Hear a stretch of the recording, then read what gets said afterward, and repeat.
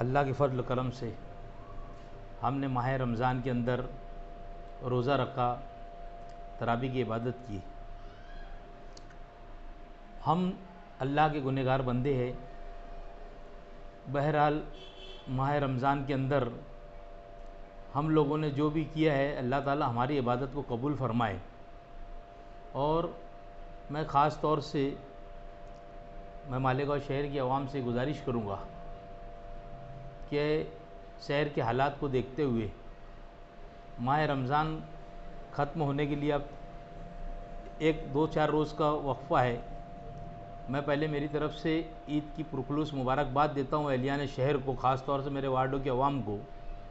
और लोगों से ख़ास गुजारिश करूँगा कि हाईवे के ऊपर मोटरसाइकिल लेकर जाना और बेजा इधर उधर घूमना, ये सब नहीं होना चाहिए। हालात को मद्देनज़र रखते हुए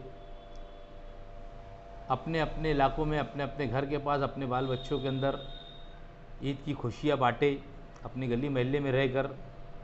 मैं मेरी तरफ़ से यही कहूँगा और फिर मेरी तरफ़ से अहलियान शहर को मुबारकबाद पेश करता हूँ और नेक ख्वाहिशात